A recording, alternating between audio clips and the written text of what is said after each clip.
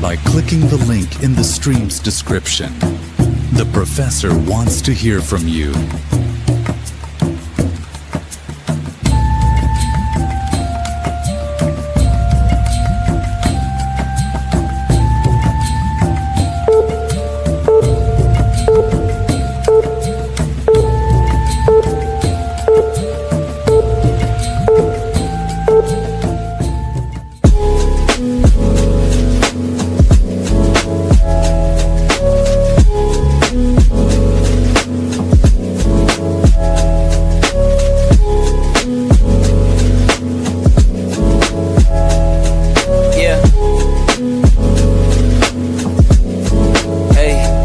Beginnings on the cusp.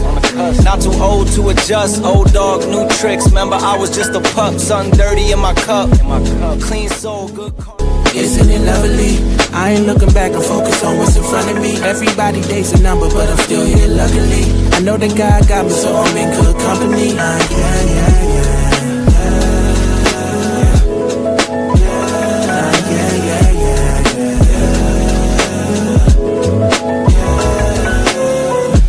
Isn't it lovely?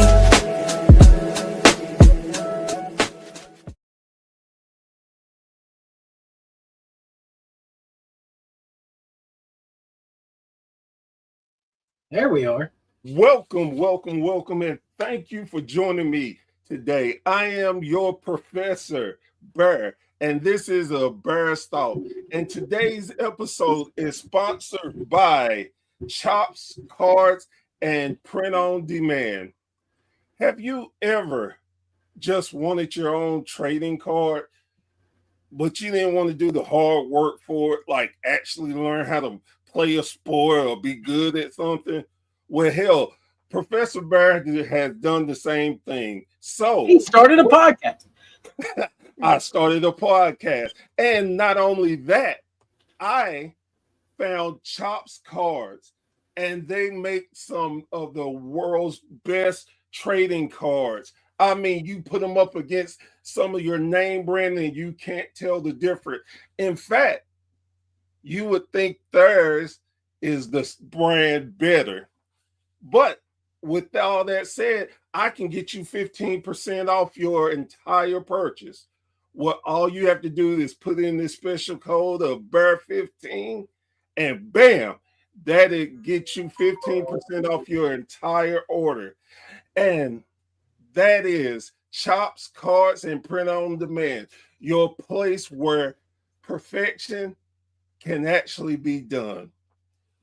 Well, guys, girls, today I have some special guests with me that I consider real good friends of mine. At least one of us, right? Look, at least one of us. See, that's why you can't come on my show often, because of this. But anyway, they are a great podcast that I recommend truly. And they've had me on their show so much that one of them, I'm not going to mention his name, ATV, told me if I didn't put them on their show, on my show, they weren't going to have me back anymore. So this is my man Tan and ATV, Till 5 Wrestling Podcast. Guys, what's going on with you today? Hi, working, talking about wrestling. That's what we do. That's me. Working, talking about wrestling. Just got off work about an hour ago. Hey. I got off work about 38 minutes ago.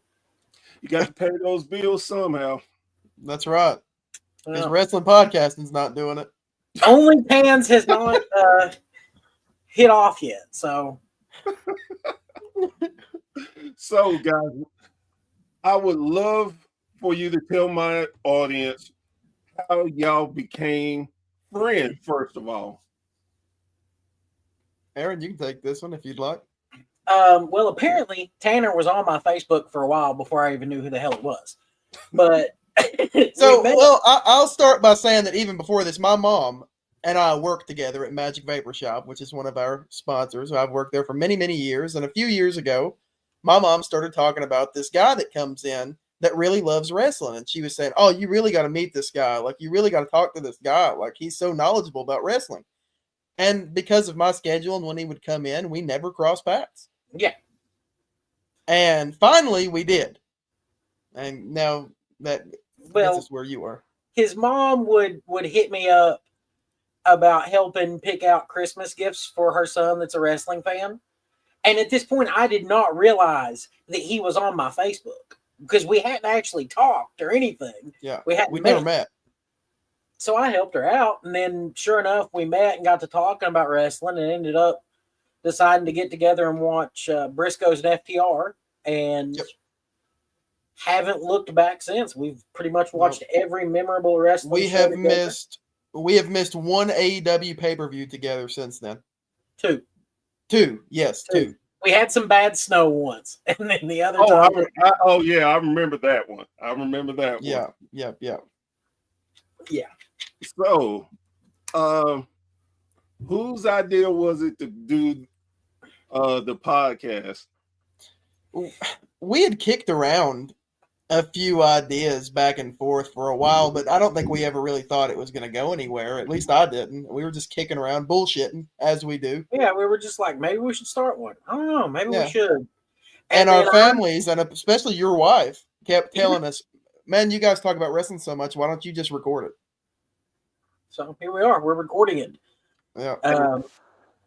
That makes so much sense, especially since I did get to meet your wife. That makes so much sense. Yeah, she loves it when I go and talk to somebody else about wrestling. That's the less she has to hear about. Well, our families finally pawned us off. They found someone that they can each pawn each other off on. Funny enough, similar with my wife, she would listen to me and just pretend to light up just to make me feel good. But then once I told her I kind of could meet friends and talk, she's like, go do it, please go. And well, I think it's nice that we all have. Little did she know, I think it's really nice. Little did she know you'd end up with Joe Monroe and these two assholes. But I think it's nice that we've built this nice little network between us all, that we can talk and mingle and do wrestling, and it's awesome. It's great. Absolutely. Man, it is the one thing that I really, really enjoy. My mom is awesome, Mom. I'm not going to call you a mark tonight. Hey, Bear, she's the reason that Booker T and Goldust were in that bracket. So, with that being said, I'm gonna get Becky a Booker T shirt for Christmas next year. Hey, that's a good one. She loves Booker T. Oh, hey, I can't blame her. But here's the thing, too. It's funny that I met both of y'all through Joe. Yeah. Well, and that's when I decided to start, or when we decided we were going to start one, I messaged Joe because I knew he had his own, and was like, "How do you do yours?" And he said, "It's real simple," and he introduced us to it, and that's how it all took off. Honestly, during the beginning of it, Joe was very, very great to us. He was letting us on his show. We were getting reps, starting to figure out how the flow worked before we launched our own. And I'm very grateful that he gave us the platform to be able to do that before we just jumped into it. Yeah, I definitely understand that. Yeah. Well, and then we had to take a sabbatical from working with Joe because one of us popped a top. Hey, we got through that, though. But I mean, you still have some issues with him now. Well, I was going to say, did you really? Because I hate Joe Monroe, but you know what? This podcast bubble is big enough for everybody. True, I agree with you, but it's big enough for the juggalos too. Here's the thing, and I get having issues, and I get don't think and do the same thing as someone else, but man, the walking off your own show, man, I was like, wow. Now, Bear, the thing is, I have the right to walk off my own show. And see, that's the thing that you and Joe don't understand. If I want to walk off a Bear's Thughts right now, then maybe I will. I'm not going to. No. I'm not saying that you can't do anything you want to do. But if it was me, and I'm just talking about me, if I had a problem with you and we were going back and forth, I would cut you off my show. And then later on, I would try to contact you and me and you talk it out and work it out. But I'm not about to, this, like you said, it's your show. You can do whatever you want to do. But this is my show. I don't run in my show. As my daddy told me a long time ago, boy, you don't run from anybody in your home. Well, I get, that's a good point. I didn't think about that, Barry. I didn't realize that Tan was just intimidated by Joe's presence. No, now listen, here's the thing with Joe, and I'll be honest with you about Joe. I'll just shoot. Joe is a mark for himself, and he just keeps talking about me. He keeps messaging me. He keeps calling me out. He keeps making posts about Canada, and I haven't even said anything to Joe publicly. He is obsessed with me. So maybe this is a Joe problem. Canadian cult because you don't like ICP.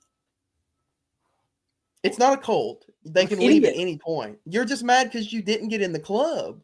No, I don't want to be in the club because you're telling me that juggalos are worthless human beings.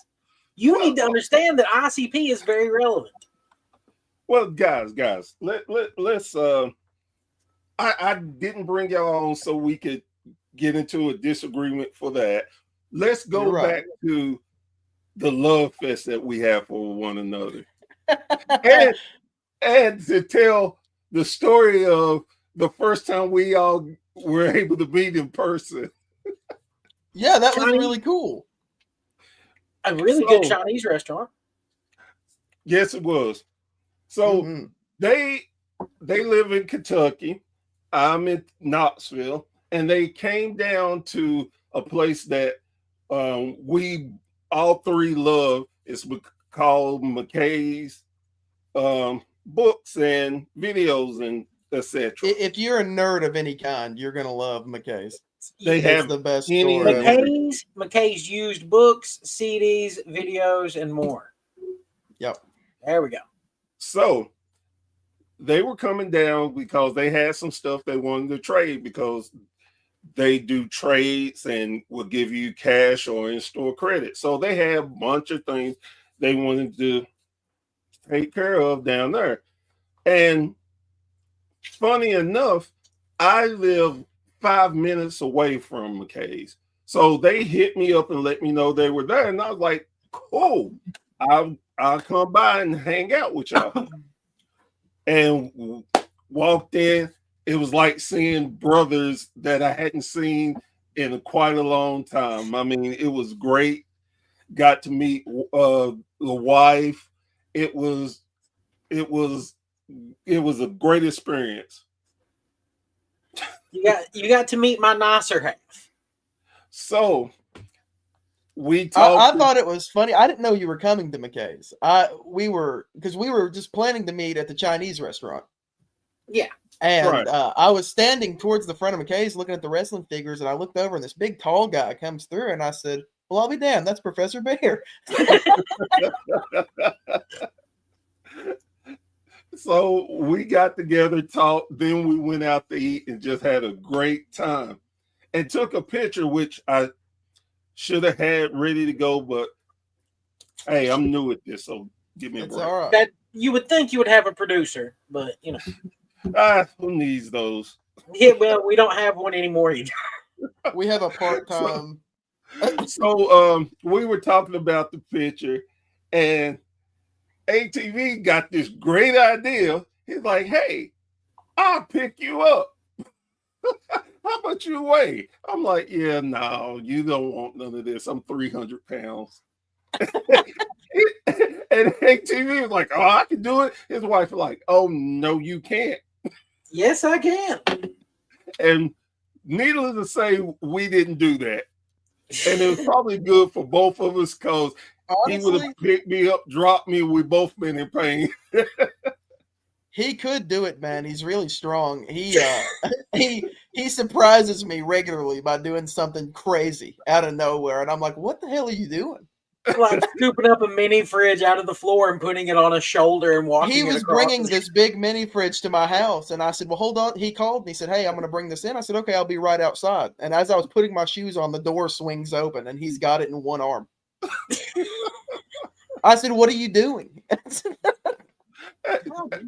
Hey, I think sometimes we do that because there's a lot of times I would lift stuff. People be like, you shouldn't do that. Oh, there ain't no problem. And I do it. And now that's why my back is jacked up and I'm on disability. But hey, that's for another time and another I've story. learned a little bit over the years in how to pick stuff up. So, you lift with your legs.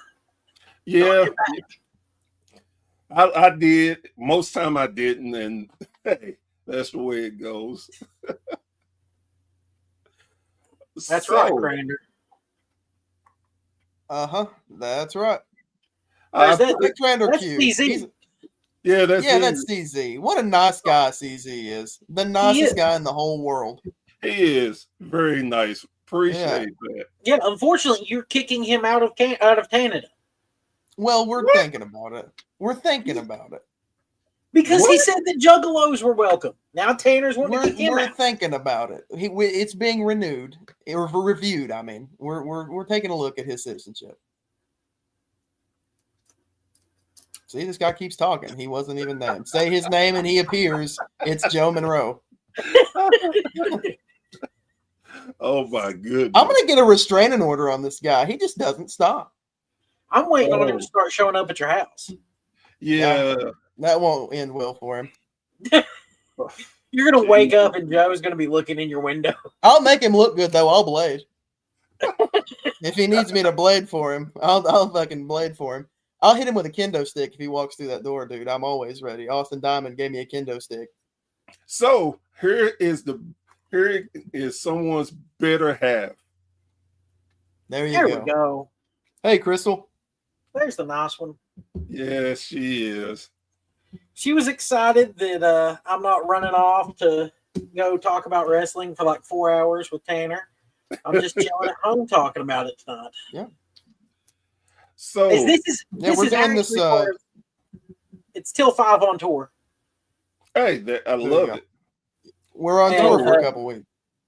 So let's talk about stuff going on in wrestling right now. What do y'all feel about the AJ Lee return?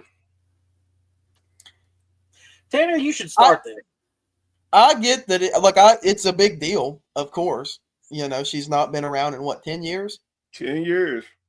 I wasn't a huge AJ Lee fan back in the day. I'm going to be completely honest. No disrespect to her. I just wasn't a big fan. WWE was very crappy at that time, and I had completely checked out. Me personally, I wasn't interested because I wasn't a fan. But I appreciate the pop. Hey, I can understand that. I wasn't a big AJ Lee fan. And I tell you, I didn't realize it had been 10 years. And it seemed like longer than that. But yeah, that's been a long time. WWE has been bad, if you really think about it. It was 10 years ago. It's been pretty bad for a long time. Oh, yeah. I tell you, she came back in tremendous shape. I mean, she is in excellent shape. Yeah. She'd stayed doing shit. She was on that show Heels, that wrestling show, right? If you know what I'm talking about. So she'd been doing that's stuff. Yeah, and if you don't know what he's talking about, go to WSN apps. We have it on our app. Hey, I love Heels, man. That's awesome. Yes, sir. That's awesome. So, I was like, okay. And I think the worst thing about it, though, it was the worst kept secret ever. Well, was it? Everybody her knew husband's return to wrestling. I do agree. It was. I don't think it was the worst kept secret ever. It was definitely a very poorly kept secret. I think CM Punk's AEW debut was the worst kept secret in wrestling history because everybody knew. I'm happy that they're getting to work together. After the way that they got discarded from the WWE, I'm happy that Punk and AJ Lee are together. Yeah. But I could not give a shit less about them being on television. Hey, because their product is off. I'm. I will say this about Punk. I Punk gets on my nerves because he's became a super hypocrite Yes. in his time away and comes back and expect everybody to, okay, I'm back for money and this blah blah blah. But then when people do the same thing that he did, he wants to criticize them or try to give them advice, which giving advice is fine, but when people don't want your advice and they tell you nicely, then go on. He catches an attitude and wants to bitch and moan. Punk has consistently over the years been a headache to a lot of people. I was a big CM Punk fan for a very long time. The AEW, the way that all that ended, that kind of did me in. But I think what really did a lot of Punk people in is when he worked the Saudi Arabia show. Considering all the things he said about Saudi Arabia and about WWE doing those shows, and then not only does he work the show, when he gets called out for it, he doubles down and he says, "Look, I'm here for the money." Which again, and I would say this for him too. We all change. He's not I the same understand that. person that he was. So I understand that and I'm okay with it. But for you to criticize someone that is doing the same thing that you've done and you're really just ripping them, and then again, they don't want to take your advice, and it's not like they just go off on them. It's like, no, no thank you, I appreciate you, no thank you. Well, I'm a veteran and I'm trying to tell you I made money. I don't give a damn what you did. I said no thank you, bye. Well, if you look at it like the way that me and Tanner, well, I have finally agreed that this is CM Punk retired when he left AEW. Phil Brooks has come back and he's in it for money now. It's business, and he's a hypocrite for running his mouth because it's not like the WWE was the only place giving him an offer. He could have went to TNA or New Japan or anywhere like that, and would have made a lot of money. Hell, he could have made a living in MLW. Oh yeah, but he didn't want it. He wanted the spotlight. So I mean, as much of a CM Punk fan as I am and was, this guy is not the CM Punk that I thought he was. He's become another greedy man in the machine. He's no longer the voice of the voiceless. He's the voice of the machine. He is Triple H.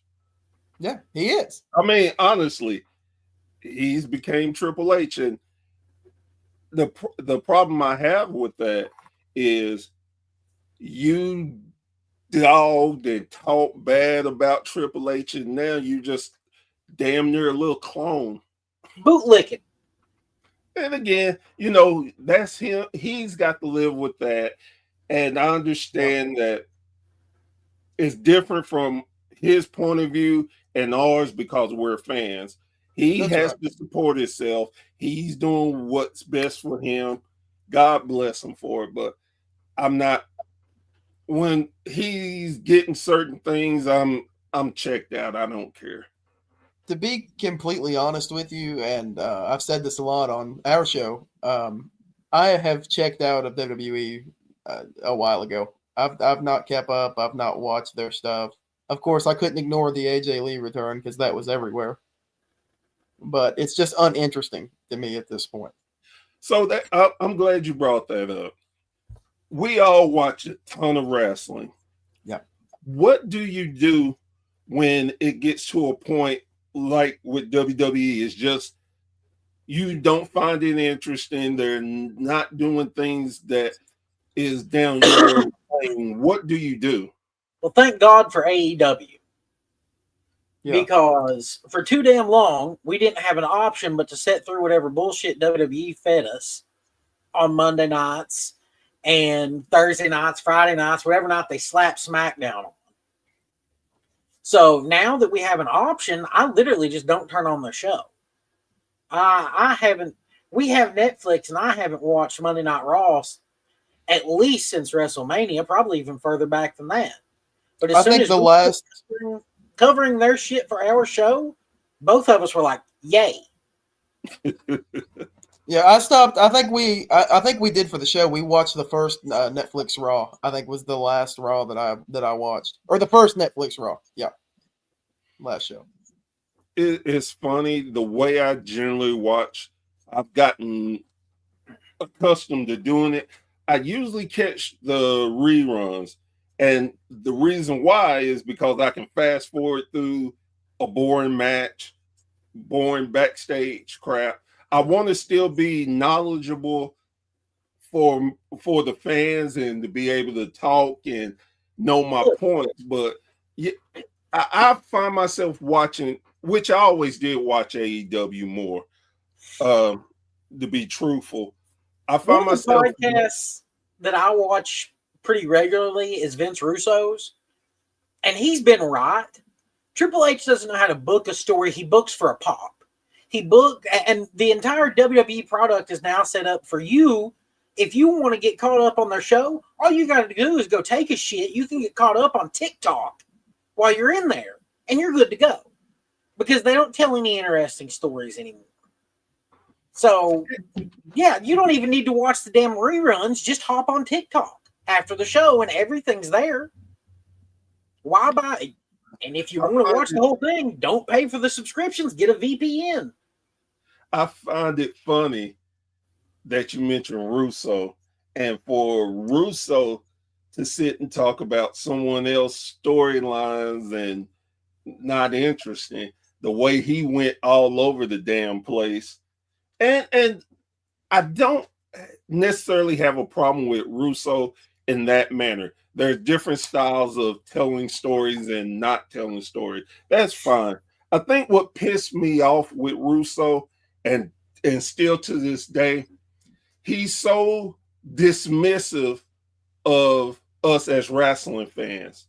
And I say that because well, the titles are a prop. Nobody cares and nobody this and hey, I Jerry Springer style and look, none of us as wrestling fans are stupid, first off. You don't have to insult us where wow, I didn't know that this shit wasn't real. Didn't know, wow. But you don't have to insult my intelligence with over the top stupid things. And he went from WWE to WCW to TNA consistently trying to insult me. And I just I'm done. Listen, to me, Vince Russo is a guy that took a lot of swings, and they may not have all been home runs, but when he did hit home runs, he did. The viewership in the Attitude Era through his WCW tenure was the highest viewership in the history of professional wrestling on television. He was taking so many odd and outlandish swings because that's what was working in 1998 and 1999. Weird shit was crazy over. Yes. It was just a different time. No, I applaud him for that. I agree Here's with the you. thing. I feel like Russo didn't write wrestling for us. He was a writer for a television series.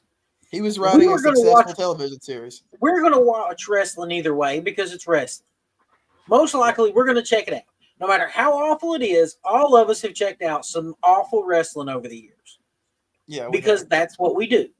Russo is trying to write something for the person that's flipping through the channels to say, what in the hell? And they stick around for it. Yep. It's the same reason that you have a clown with a messed up face killing people on American Horror Story. You're trying to catch people's attention. It's just writing. So I ain't faulting Russo for that. You need to be getting mad at whoever was above him that was like, oh yeah, we can dump 40 gallons of blood from the ceiling every week for no reason. Well, see, that's the thing, though.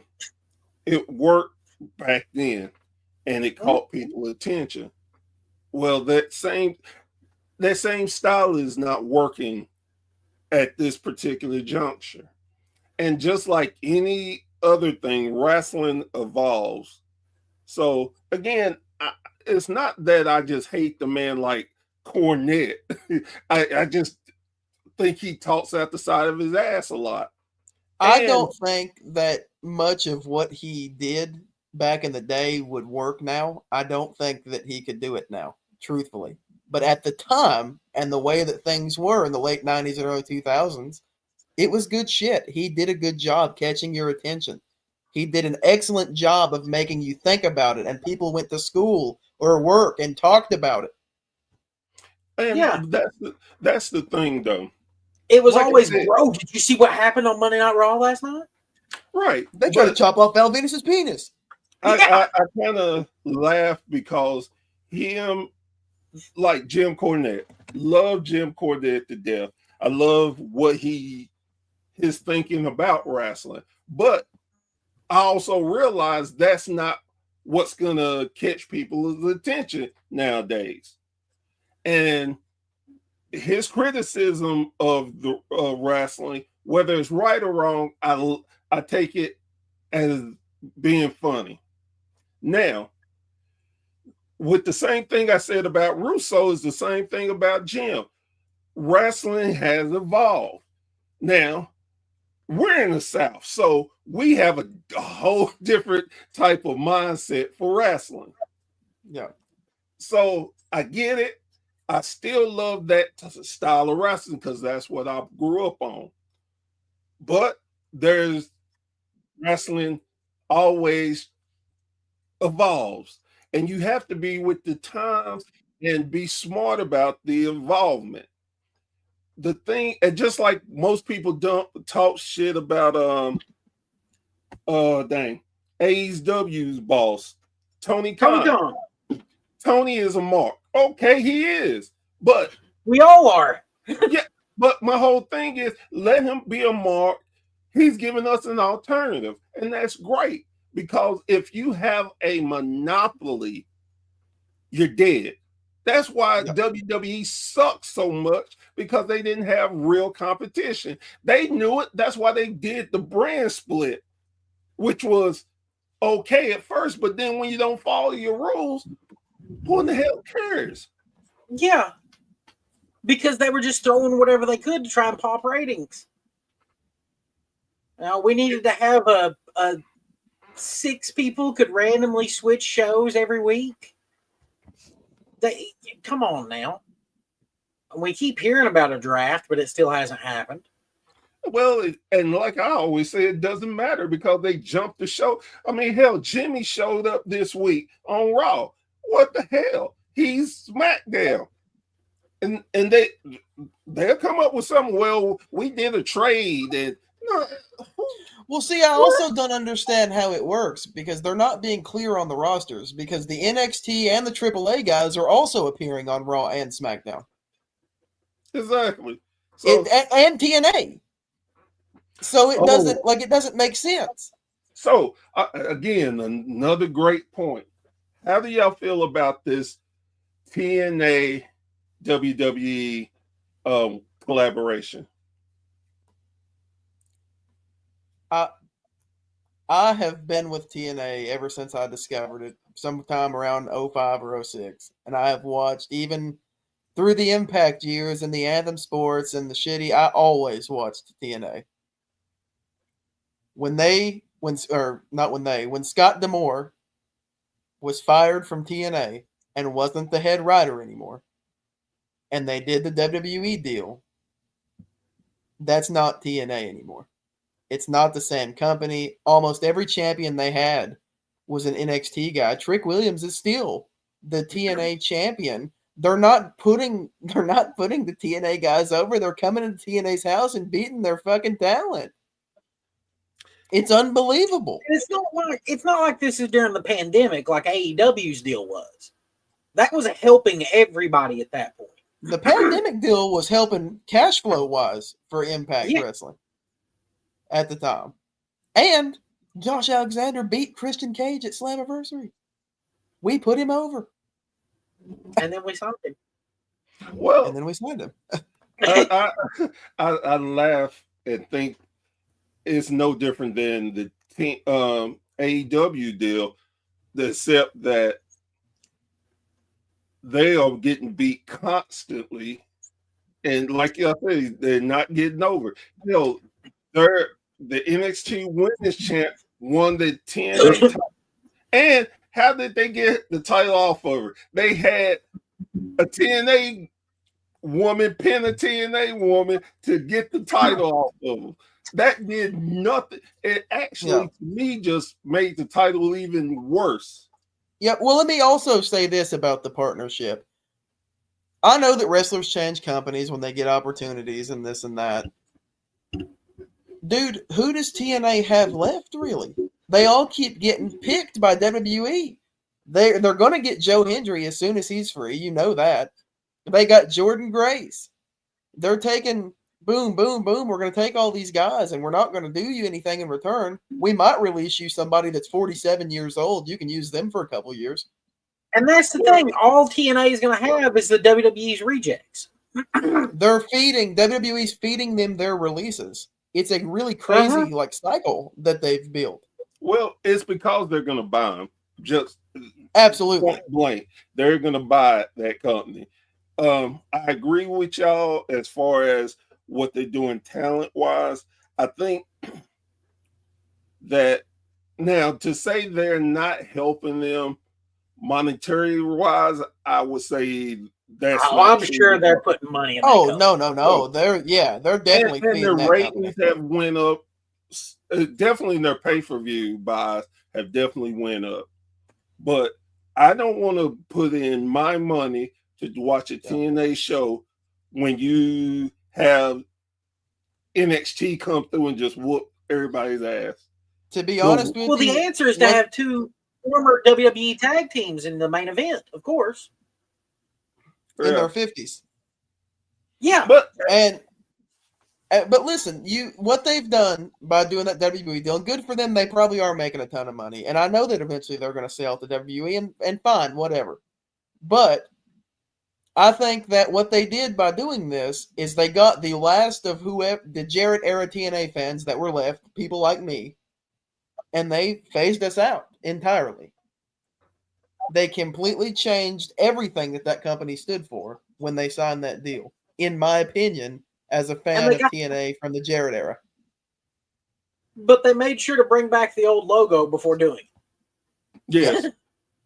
Much like they pissed on the corpse of ECW, we're seeing something very similar right now with TNA. They just don't own it yet. Right. Yeah. Not like AAA that they bought, and good God Almighty. Dude, I don't even want to get started on the AAA thing. I'm a big Lucha Libre fan, and I am disgusted with what they've done to AAA.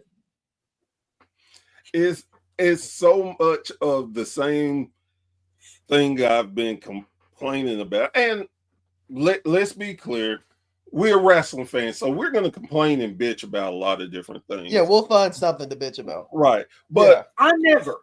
But the whole AAA, I didn't understand. Hey, let's get Los Garza the titles. You know, the tag team that loses every week on SmackDown. We're gonna send them down to the AAA and let them beat their top tag teams and run with the titles for a little while.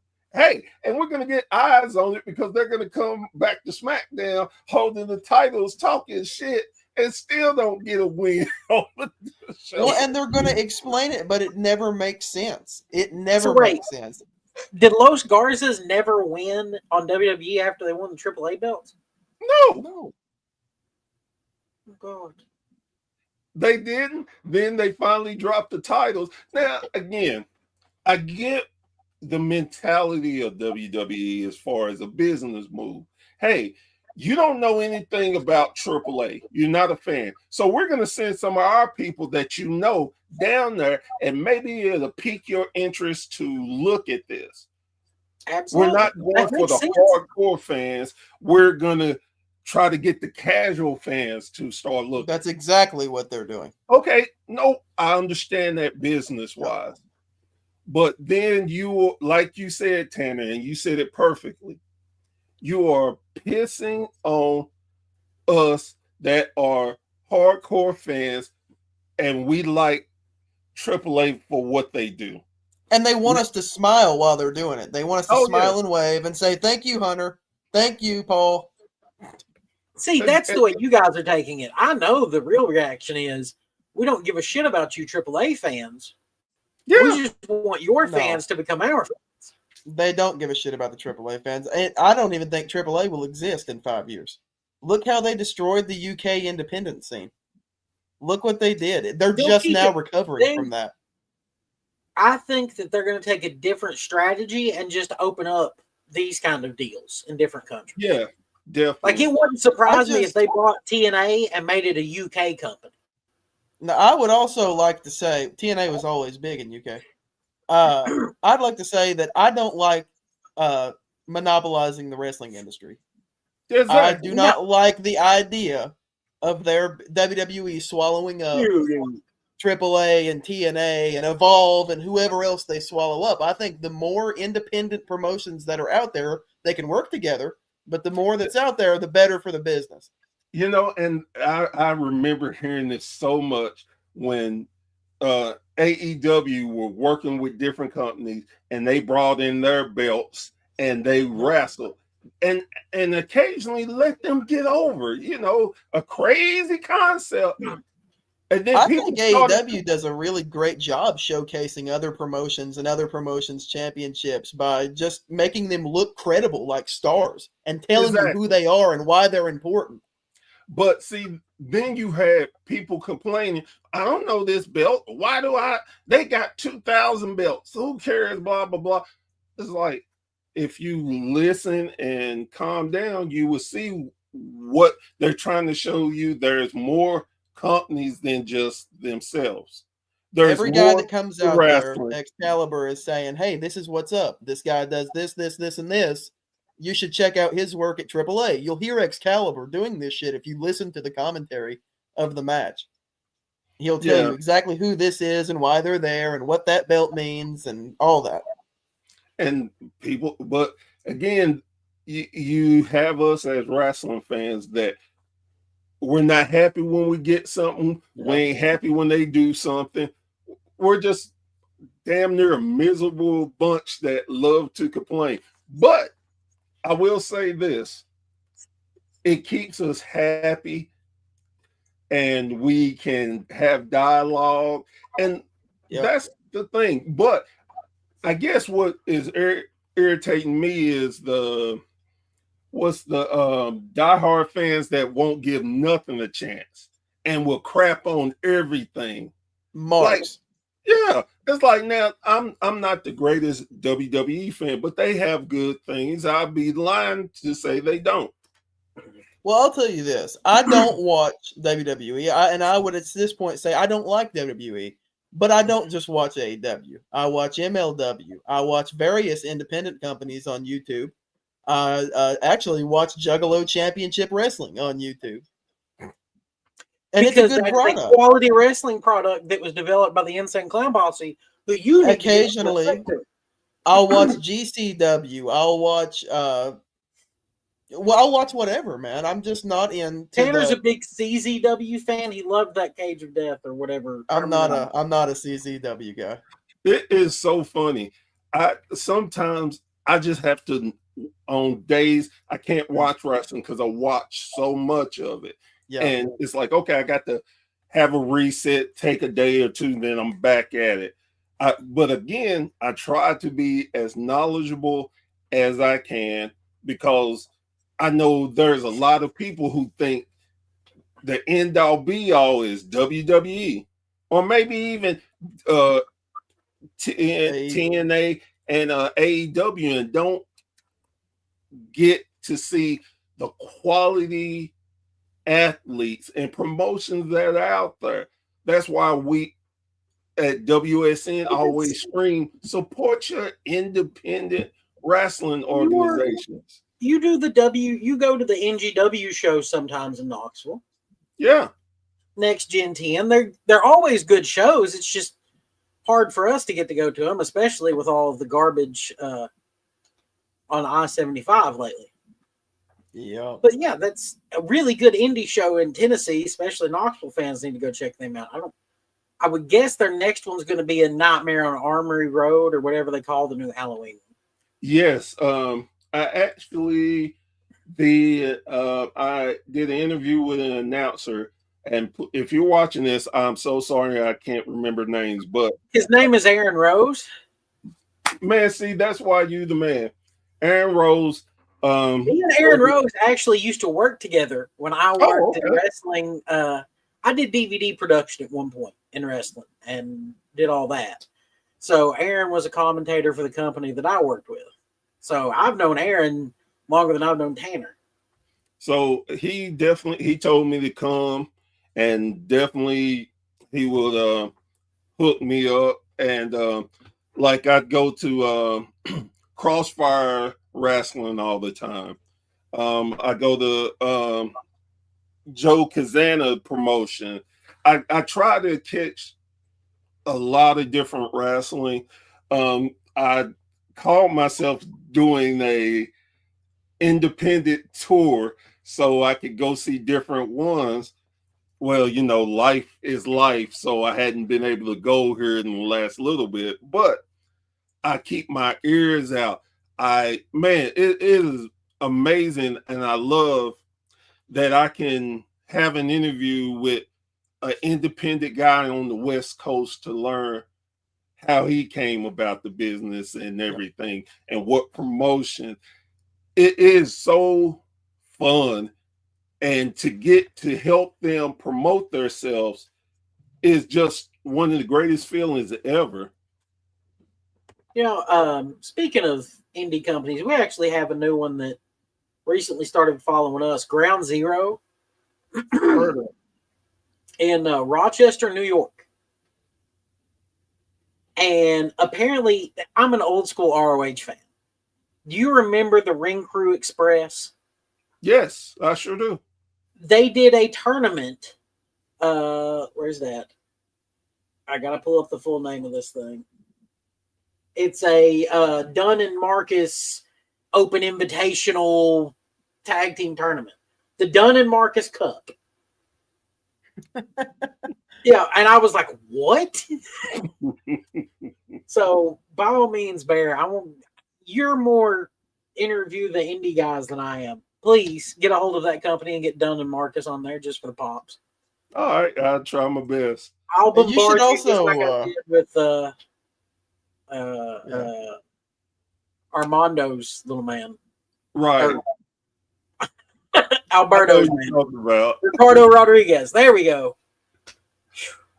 He man, and that's the beauty for me of getting to meet so many different guys and girls and learning about their journey, because none of them are the same. It is so amazing to find out how they came about loving wrestling and what they do. And people don't understand too. Indie wrestlers don't make a lot of money, so they have regular jobs or two, and they still get out there and bust their ass because of the love of wrestling. It is just an amazing thing for me. Well, there was one, he used to be in Knoxville quite regularly. He's from up here. Did you ever get to see Ryan Dookie work? No. I love Dookie. Dookie was a blast. He was a comedy worker that was so much fun. And I wish that he had gotten an opportunity. I always wanted to see Dookie against Colt Cabana. Oh. Yeah. I wish Colt would do a little more. I know he's winding down, but I'm a big Colt Cabana fan. I am too. I wish he was at least working on Ring of Honor. I wish Tony would just get them a damn television deal. I don't care what I'm doing. anytime their pay-per-views come up, I watch them. I've been doing the usually same worth it. thing. There is nothing that if you are good, like traditional wrestling, and you love good work, Ring of Honor still is that company. What did you think about Hechicero and Bandito? I was blown away. Yep. Legitimately. And I became a Hechicero. became a fan. I became a fan of his. His work, oh my God. And I understand why Bandito got the title back. Listen, guys, I'm going to say it right here live on A Bear's Thoughts. Bandito is the wrestler of the year 2025. Absolutely phenomenal. He keeps it up at this pace, he'll have it by far. He's got to make it to the end of the year.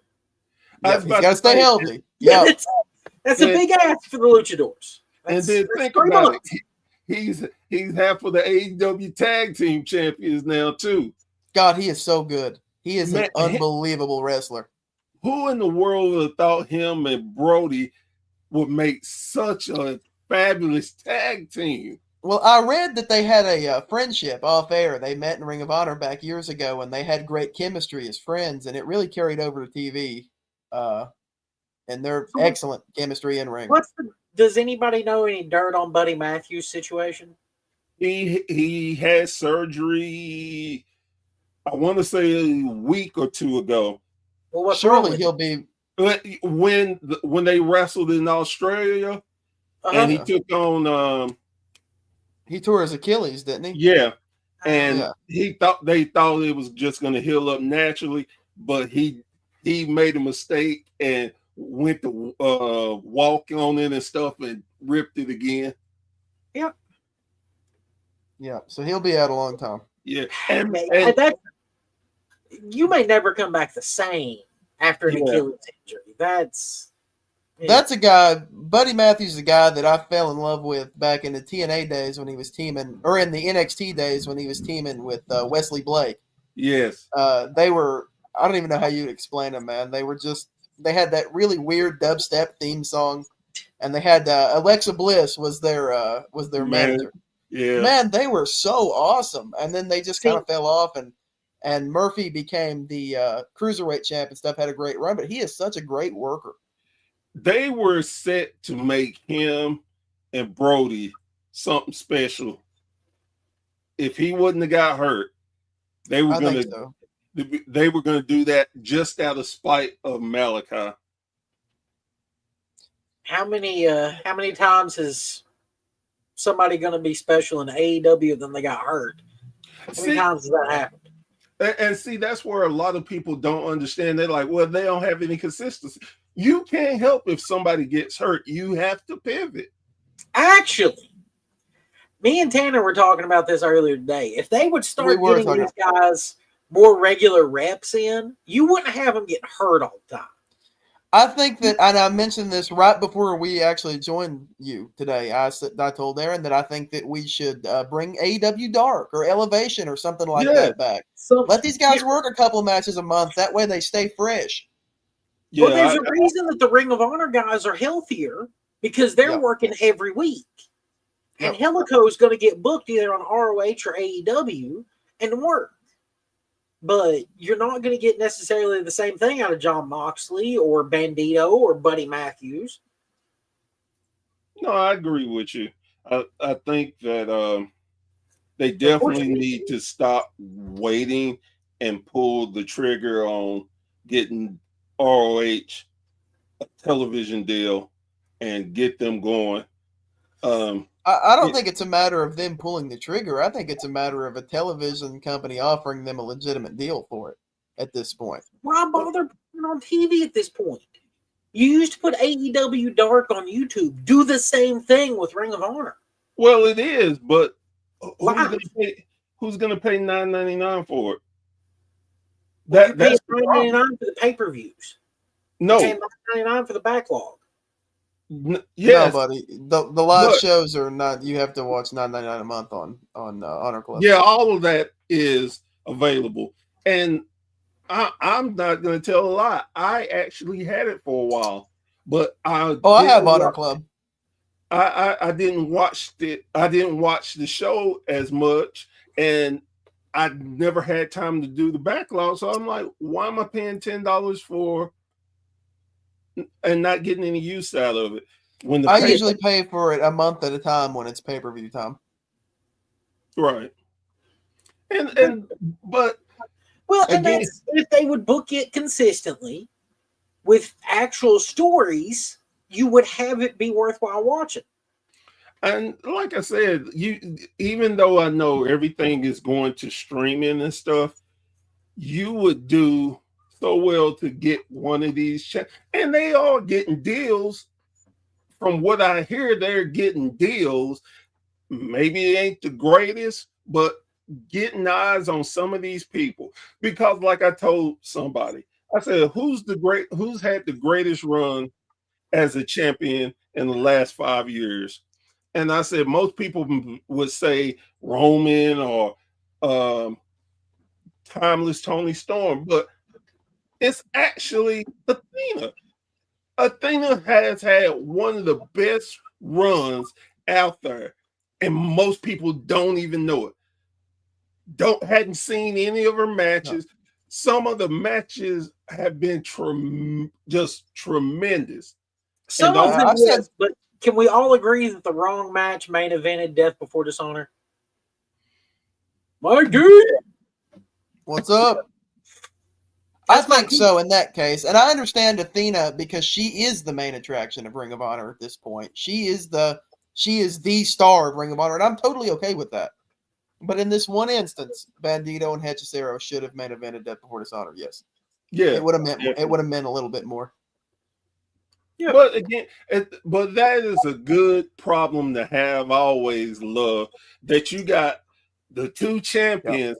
You can actually, which one are we going to give the main event spot to? You've got two champions that are going to deliver.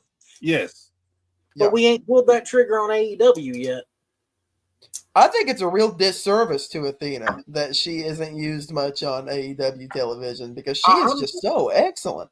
I'm talking about the fact that the women haven't main evented an AEW pay-per-view.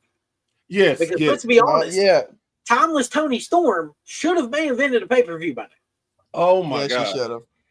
Timeless Tony Storm and Mariah May's final act should have main evented that pay-per-view. Yeah, I love Double or Nothing promos because you do not know what's going to come out of her mouth. Yeah, man, she's some of the best promos in the business. Watch for the shoe. Exactly. She's excellent, man. I had to. I got lucky enough and found they did the whole transformation into Timeless Tony Storm on YouTube. Oh my God. It was some stuff I had totally forgot about that was just brilliant. Good. AEW is good at doing these little teeny tiny stories and characters that build over years. But they don't tell stories. Hangman Page story has been just built over years. And it's funny that they were able to build him back up because he looked like he was done. And they slowly built him back up to just be the superstar that he always wanted to be. Well, his character had to lose its mind for a while. He had to burn down Swerve's house. He had to go crazy. He had to be pushed to the edge. And that is what made Hangman interesting to me for the first time in a long time, is when it felt like he had an edge to him. It felt like his back was against the wall now, and he had to fight. Yeah. Speaking of edge, what about him and Christian back together? I'm excited about that. Yeah, I want to back on that Hangman subject though. Do you guys kind of worry that we're going to end up losing some steam again?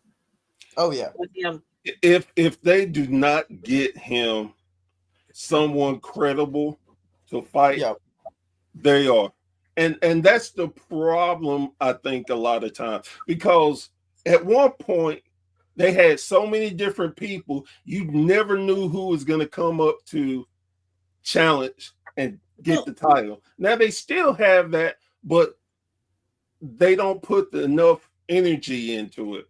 Like, Well, I feel like Tony is great for having a story set and then not having a good like transition period to the next one. right. Yeah. It ends up being kind of a start and stop a lot of times, and you lose momentum. And AEW does not need to lose any momentum right now. No. Speaking of which, the big thing about them going head to head, and they AEW decide to change their time to 3:00. What do y'all feel about that? I think that it was a smart business move because it was the only option they had. There is no way that they would have been able to compete with the WWE. You know, we all know that 90% of wrestling fans would have went to ESPN to watch Brock Lesnar versus John Cena. You might actually keep 20% of the fans that were going to jump at your 3 p.m. show, and that's worth changing it. Does it suck for the indie shows and the people traveling? Absolutely. Tony needs to figure out some way to throw those people a bone. And he'll do it with a banger card. We all know that. So I get why he did it. And now, Tanner, go ahead and tell us. I know I saw this work. I feel the exact opposite about it. I think that you should stand your ground against the machine. I think if they bully you off your time slot that you had booked, they'll continue to do that. Stand your ground. Take a loss. Who gives a shit?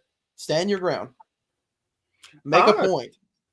I think that WWE is going to end up regretting it. I think so too. And because Tony, because like I was explaining to somebody, it is a brilliant move to get that afternoon wrestling, because now you can watch wrestling, then you still have time to do other things. It's like, wow, I don't have to go to sleep because I got to get up early. It's going to be great for the fans overseas. Exactly. They're going to be able to watch That's it. true. That is true. It is going to be great for the fans overseas. And they're going to hit a sweet spot where they're going to continue doing this. And WWE is going to, oh, crap. Now we're going to have to try to go at 3:00 or whatever time. But those 3 or 4 o'clock afternoon football games get just as good a rating as the 7 p.m. ones. And on top of that, now, of course, and that was my only caveat. I said, now, a lot of wrestling fans are football fans, and they're going to pick that football over wrestling. I said, but it's still early enough in the college season that they will watch the pay-per-view. Now, when they get into the meat of the college, that's going to be a whole different story. But I still think this is a great move. I think that they should stick to this kind of earlier pay-per-view time. I do too. I think because I would also like to point out that my co-host that is pissed off that they should stand their ground is also my co-host that as soon as the pay-per-view ends at midnight, he's about to pass out in the damn chair. So, hey, I personally appreciate a 3:00 show because I don't have to fall asleep. I'm an early bird, as everybody knows. Well, and this thing too, I appreciate that AEW is doing this, and I think some people think this is a good move for WWE. I think it's crap.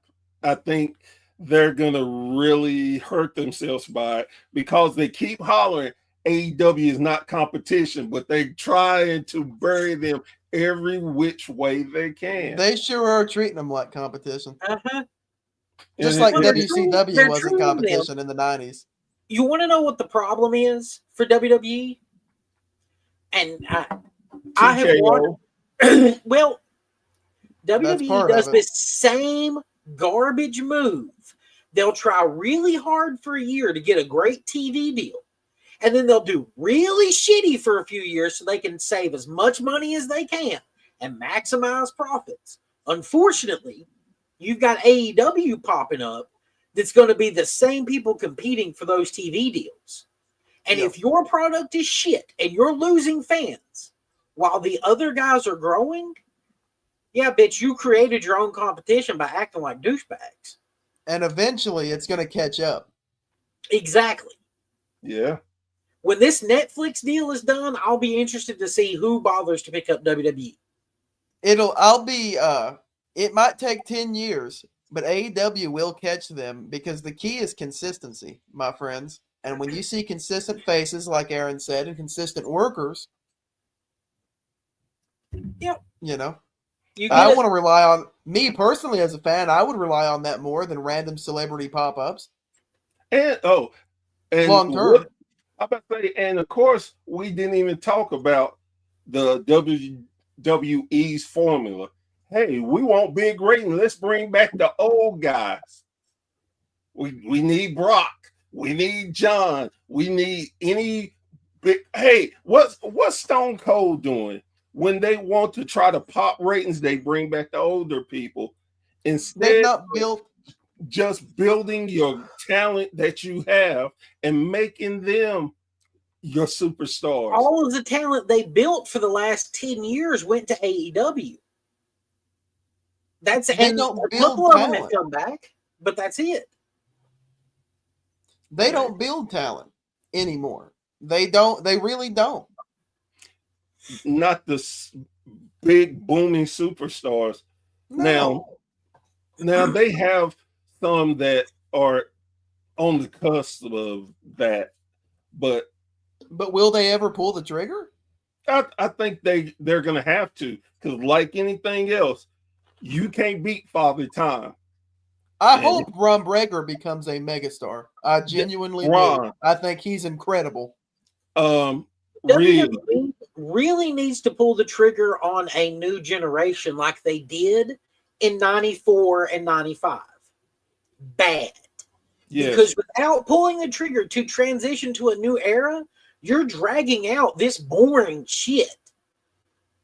Could you imagine if they hadn't decided to start pushing guys like the 1-2-3 Kid and Bret Hart? Fucking Skinner would have been in the damn main event because he was one of the last people remaining from Hogan's era? Like, no. There's a reason that half the roster now, your world champions are Kofi Kingston. I love Kofi, but let's be honest, he's a glorified tag team specialist. He never needed to be a world champion. He's been a world champion. Well, you got Roman Reigns, who only shows up when he's not busy making a movie. Gosh, it's like we've heard this several times from the main event stars for the last 20 fucking years. So it is a machine that all it does is pump out celebrities. It's not a wrestling show anymore. It's entertainment. And that's it. That's it. WWE is entertainment, and they're trying to get back to more of the sports side. Are they doing a piss poor job? Are they really? Because I'm pretty sure that they're still just booking for TikTok. Well, I mean, they've had some, I can't say just good. They've had some great matches. It's just, how long did it take to get there? And again, if stuff doesn't happen when you want it to, hey, The Undertaker ain't doing nothing. Let's bring him and Michelle McCool back. It's like, man, and there's no disrespect to any of them, but I need new. I need fresh. I want to be able to tell, hey, this kid started here. I remember this, instead of, man, I was like 13 years old when he started and he's still around. Jesus. Who's Cody fighting at the next pay-per-view? It's going to be Drew McIntyre. Okay. Why the shit isn't Carmelo Hayes being used as a B pay-per-view main event guy instead of Drew McIntyre? Yeah.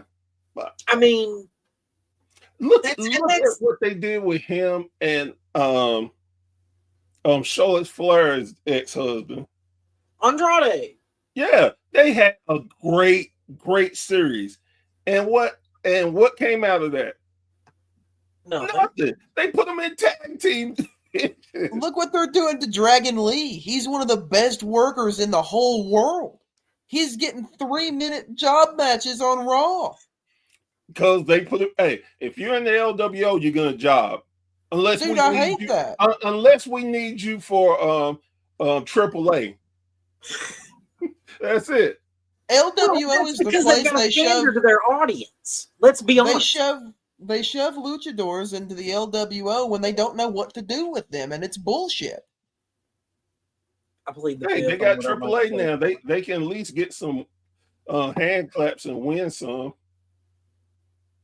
I'm just saying. I just hate it. How are you going to have a world-class talent who main evented the Tokyo Dome like Dragon Lee and have him jobbing out in the first match of Raw every week? Sometimes not for months. Maybe you won't see him for a couple months. But Nick Khan doesn't let people sit in catering. We know that because they'd rather just release 15 people at a time Well, and to save some money.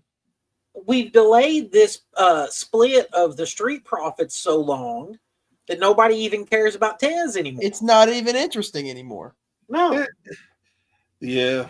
And here's the thing about that.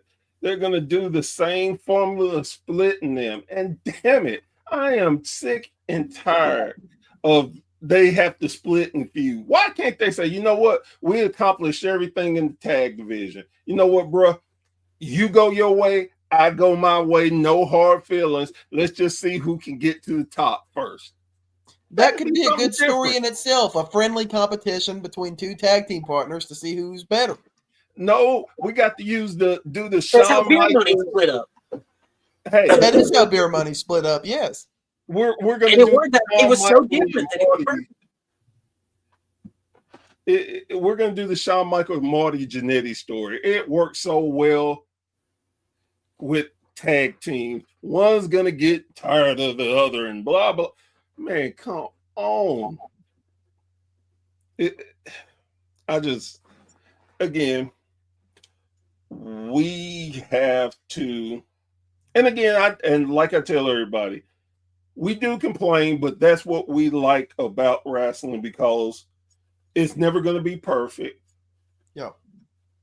We just think and see things a different way than a lot of time, a lot of people. Now, eventually, maybe they do what we want, and that'd be great. Like I tell people, if you can pop us because we know what we're looking for. If you can fool us and pop us, they did tremendous. Yeah. If you can get the smart marks to fall for it, you've done well. Yep.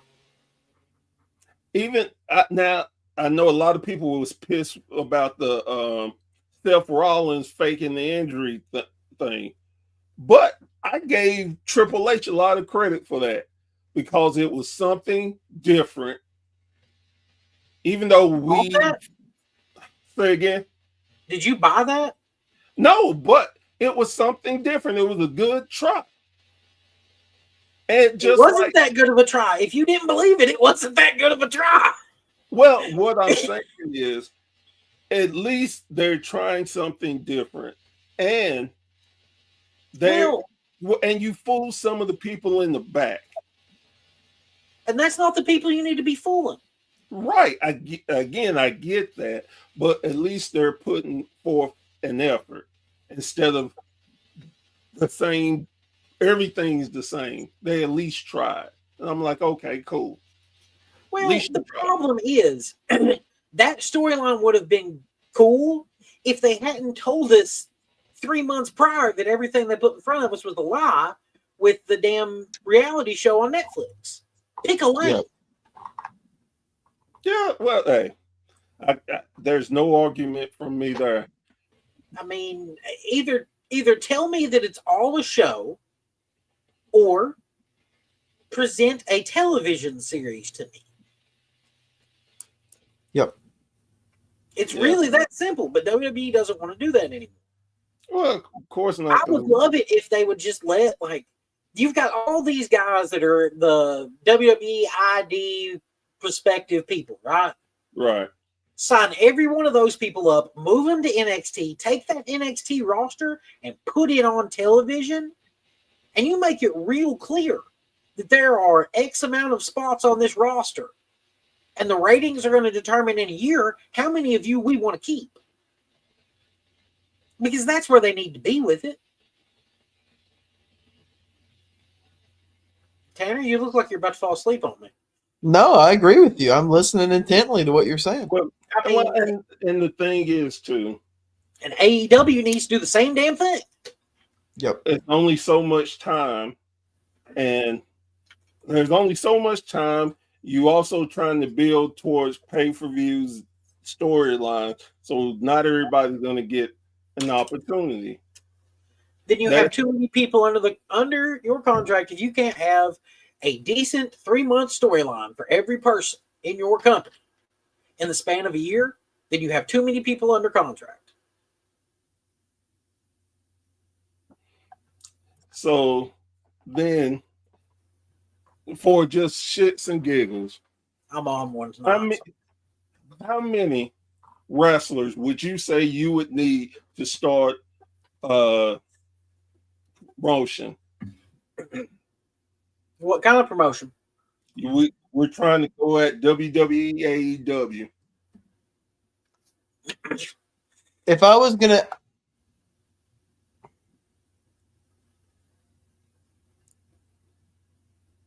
I want a 50-person roster. I was gonna say 50 is a good number. 50 is a good round number. You've got a few extra guys in case somebody gets injured. If you got 50 on the roster, Yeah. Yeah. And you make 10 to 12 of those women, Yep. and you make probably 25% of them tag teams. Yep. And that leaves you with 10 or 12 top guys. Well, yeah, and that leaves you with 12 people for the top, 12 people for the mid card. And that's where we should be looking. Instead, we have to have damn 8-man tag all-star matches every week. In some companies. Or we have to have 14 damn shows that nobody watches. Because I can't tell you the last time that I watched Evolve or NXT or SmackDown. Yeah. Again, fast forward it. Hey, let me see. Or I'll watch something. They tell me a story. Oh, there's no point to see it. Yeah, I definitely get it. Yeah, they have ruined what we all loved in wrestling. WWE has really. I agree. And they are trying their best to keep anybody from seeing option B. So option B is going to have to dance around to let themselves be seen because they're going to be eclipsed by the WWE every time that they're on at the same time. Anytime that they're on the same day of the week. What's going to suck, and what I hate for AEW, is that this could very well end up being a great pay-per-view, but all WWE has to do is end their show with Cena and Lesnar doing something cool, and that's going to control the online narrative of which one was better. Yep. Well, I think that and someone said this. Most people had made their mind up which show they were going to look at anyway. Exactly. Yeah. And my mind was made up before WWE announced WrestlePalooza. Yeah. Which one I would be watching that day. Right. No, I feel the same way. Now, since they are moving up time, I definitely know I'm going to watch AEW. Once it goes off, then I'll turn into WWE to see what's what. I've definitely... I'll watch the media scrum, and then I'll probably talk to Tanner, play some 2K, and then I might see what happened on the WWE show. I was about to say, and then you know that they're going to put a big match first to try to draw the fans away from AEW. I hope they do. I hope that they decide to open their damn ESPN deal with Cena and Lesnar, and that none of the fans jump over. I think just my thought on it, they're definitely going to save Cena and Lesnar for the main event. I'm thinking they're going to go with Punk and AJ to be the first match. Well, that would track with how everything went down. With Punk's exit, of course. Yeah. So he can go on some pod. Real quick, what do y'all think about WWE and all their fucking podcasts? Well, I mean, Well, they're just same thing I think about us. Same thing I think about us and all our fucking podcasts. I think in this wrestling bubble, there's a lot of fish in this pond, man. You just got to be better than them. Good luck with that. Right. I'm damn sure not going to be able to pull off the interviews that Stephanie McMahon is, because I can't sit here and talk to you about how hard it is to shove something up somebody's ass. I've never done it. So, you know, there you go. Tino Lauderdale. He's right. My God. That's But insane. here's the kicker to me, though. Stephanie just shitted on them by getting the deal.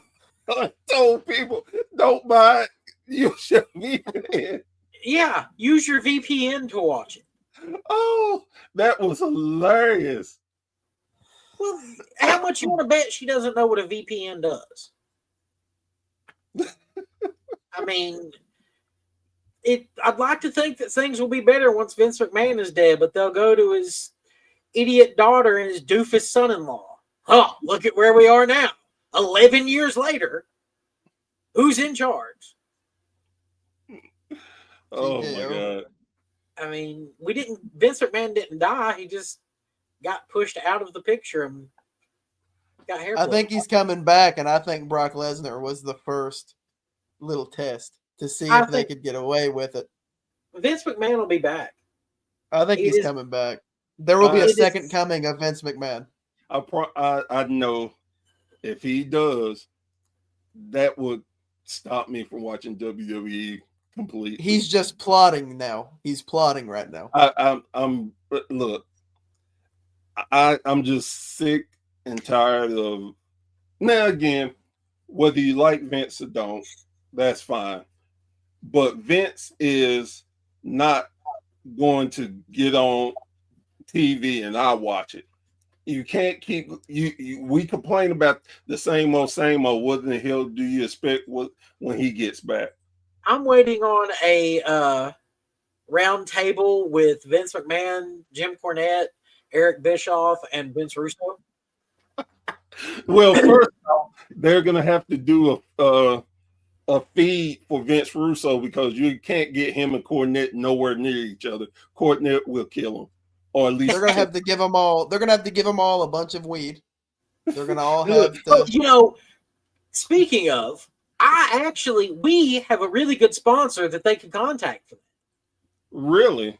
Yes, they could go see our good friends at Green Hemp Company from 9 a.m. to 10 p.m. Monday through Friday, 10 a.m. to 7 p.m. on Sundays. They're rolling in the foothills of the Smokies at 2560 East Andrew Johnson Highway, Suite 3 in Greenville, Tennessee. You can call them at 423-609-7138. They've got a really good strain right now called Gelato, a.k.a. The Bird. I recommend you check it out.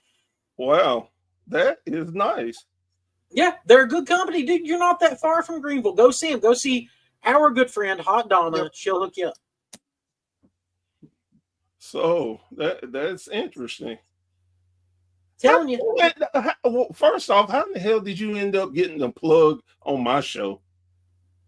Well, that's what we do. I offer it to you every time you come on my show, and you're like, I'll just talk about it. I won't send you a graphic.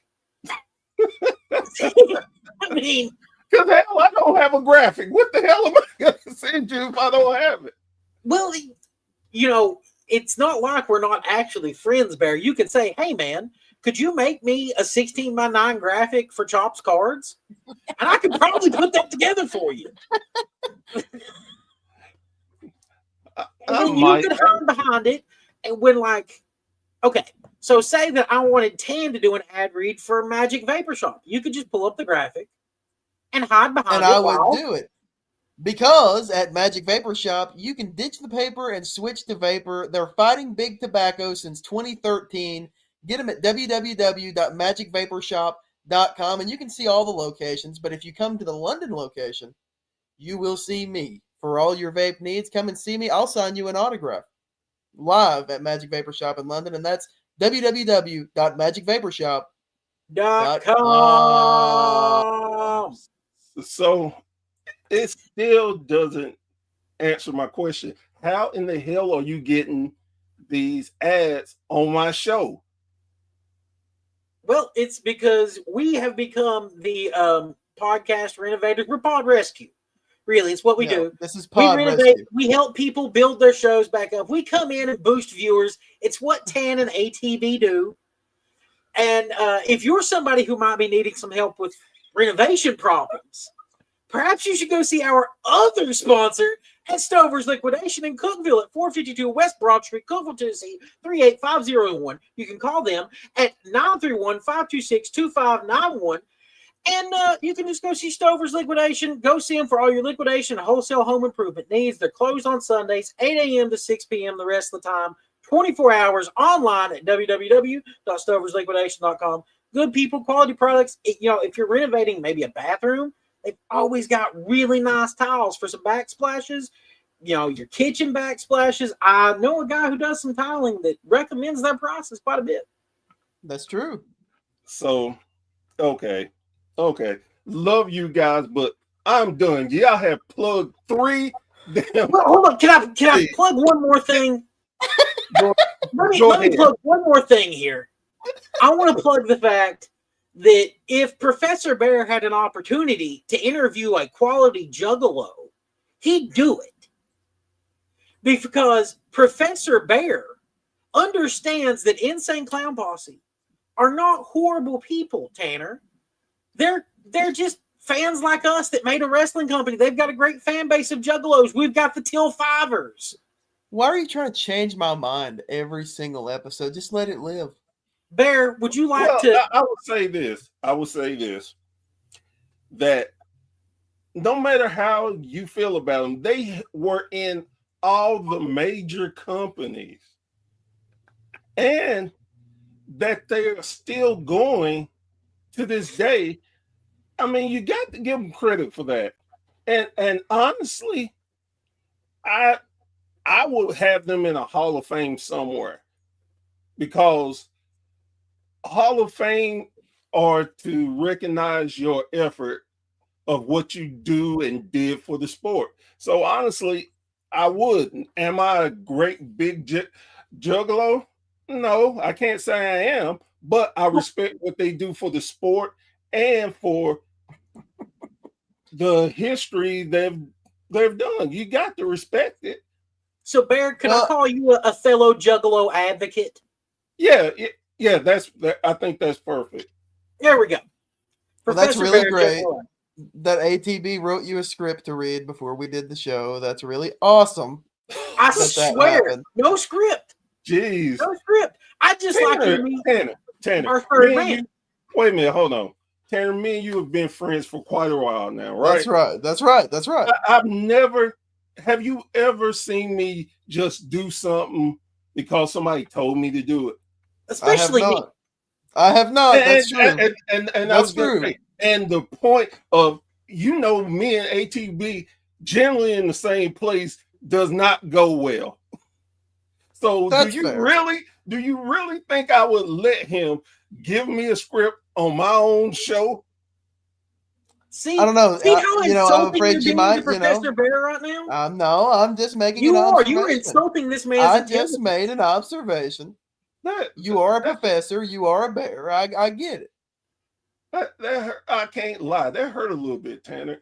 And I'm sorry. Again, The truth hurts sometimes. I understand where you stand and everything. But like I said, that hurt a little bit because I've always shot straight with you and ATV. That's why hell, me and him most time are. We've got a friendly rivalry. We respect each other. I feel like you've Hulk Hogan to me right now, Professor Bear. Oh, You just damn, leg dropped me. Now they're throwing garbage at you, man. You just Oh, leg damn. dropped me in the middle of the ring. You can't hear them. They're whooping right now. You just But leg dropped me, Bear.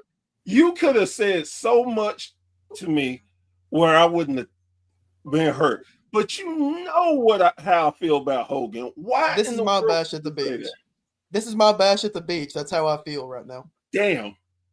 That's He how I called feel. me Hulk Hogan. You're the third man, Bear. That's so effed up, man. Hey, we It is made the right call. Look, I'm sorry. Hogan was the third man because he was the right call. He was the big name. Professor Bear's the right call. He's the one getting all the celebrity interviews. Of course, him being the third man with me and Joe to get everyone to understand. The Insane Clown Posse need a little bit more respect on their name from this Canadian dictator. You know, of course, Bear works. This Sorry, is Tam. such a betrayal. This is like Game of Thrones Red Wedding. I'm sitting here still hurt. I'm hurt, Bear. I think we need to go to family therapy because I'm hurt too.